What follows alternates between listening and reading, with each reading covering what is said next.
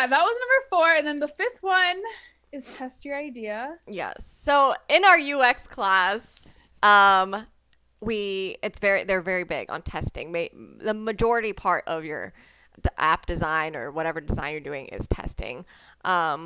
So I feel like there's like, for the purpose of our talk, we're talking about preliminary testing. So you can kind of do sample products and see like the feedback. I feel like because it's in the brainstorming, you can still tweak it a little bit and test it. It's super important because even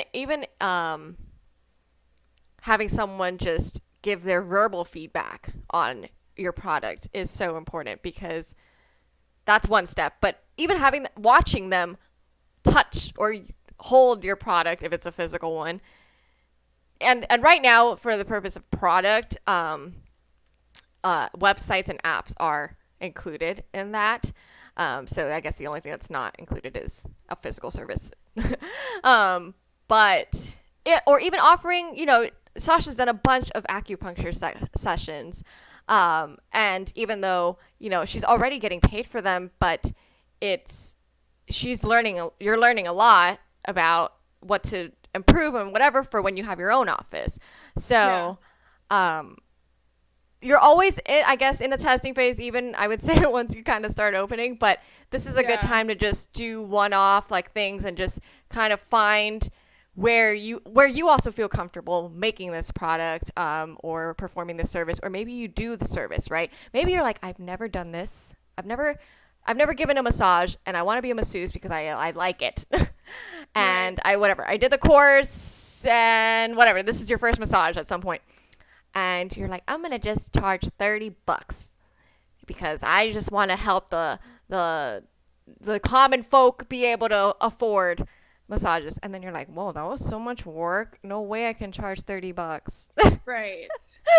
What? Well, and I think too, what's interesting about like UX and UI, now that I've learned more about it, is like everything that they do in like being a UX person, so it's already your job, is basically to do all of these things. Like, oh, right. For every and I thought that was interesting because I feel like when it comes to business, these things are oftentimes like not enough time is spent on these things. Or I feel like as a business, you go ahead and just launch without really spending time on these components. Partly because you just want to make money, I guess. So you're just eager to get your product out there and see what happens, and then kind of learn from by doing. But I think there's a lot of principles in UX and UI that could be applied to everything almost, because it's like, it's how the user or the customer uses or finds purpose in whatever product it is. Mm-hmm. And you could apply that to like your specific product you're making, or just your website, or the way you portray yourself on social media, or the way you market your product. Like everything could be applied to every aspect of a business when it comes to like UI principles. So I thought that was really interesting. Or like, if I were to do it again, I guess I would try to view it from that lens almost, where it's like, okay, right now I'm kind of just seeing how my user likes this product or whatever, and like set up interviews with people, like ask them questions. Like I feel like we never, as a product owner, like we never ask our clients or customers like direct questions, like, hey, did that work for you? Or like, what'd you think of that color scheme? Or what did you think of that font? Or whatever the heck it was. But I feel like with UI and UX, that's like what you have to do. Like, right. You can't even move on until you like do a bunch of interviews with people and really understand what your customer wants. So it's like, you for sure know that what you're creating is directly for them. Mm-hmm. And I'm like, that should be emphasized for every business. Well, I think now it's changed a lot. Like they were saying that before, the design element obviously came after, just for branding and packaging and whatever. But then I feel like, the first UX official guy was the Apple, the guy, not Steve Jobs. It was this guy that was working on the design of Apple. And I think it's interesting that it's keeping the user in mind, which sounds so obvious. Like you were saying, like it sounds so like, duh, hello. And obviously, like like the design course goes into more of the interactivity of the design also, and intuitiveness. But I'm like, yeah, but shouldn't your product also be like if I sold a party photo prop, shouldn't you know that's a photo prop? Like, or how to use it. Yeah. Yeah. I feel like, well, I guess what's interesting with UI is like they don't just start with the design and then test it. Like they wait and like they first talk to their customers and do the interviews and do everything else before even creating something. Right. Yeah. And I feel like that's what everyone should do. But we just, I don't know. It's an interesting, I don't know, approach. Yeah, I feel like we definitely undervalue talking to other people. Maybe because we're in this day and age of being awkward and antisocial, and that's coming from me, the extrovert of the group here. But yeah. I definitely think like feedback helps so much, and we're kind of just scared of failure. So we think if somebody says something negative or something, let's say in this preliminary phase, something that we don't know how to do. I mean, Claudia from last week, the small business feature, she didn't know how to make clay earrings, you know?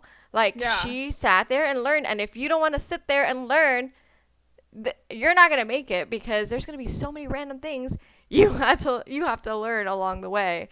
Even if you outsource, even if someone's manufacturing your stuff, like, it's not, start and this thing is self-run. And even if it's on the side, you're still learning how to manage, your full-time job with running your business. Like, there's still so much to learn. So you better kind of have a little scope before you go. But yeah, so to tie it into, so that's brainstorming. But then to pick your niche, this should help you zone in on, wow, I need to make soy candles, but they don't need to be in a biodegradable container right now because nobody cares about that.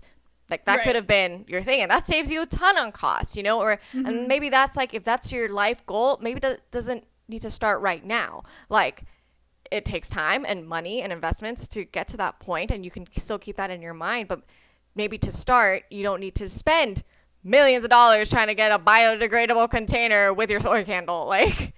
Yeah, and I guess that goes back to like the UX example where like typically when they make an app, they have like a version 1.0, and that's because they know there's going to be like 5 other versions or a bunch of updates after that. Like, and I think it's good to kind of apply that to like the life of your product because you could have just a version 1.0 right now that fits the immediate needs, testing it out, seeing how it does, and then maybe later on you change the product or add something to it or change it, move it to a different market or a different platform. Like there's different concepts you can kind of like compare it to when it comes to like a version 2.0 or 3.0, to where it's not just like a product change, but it could be a change in your methods or a change in like your business structure.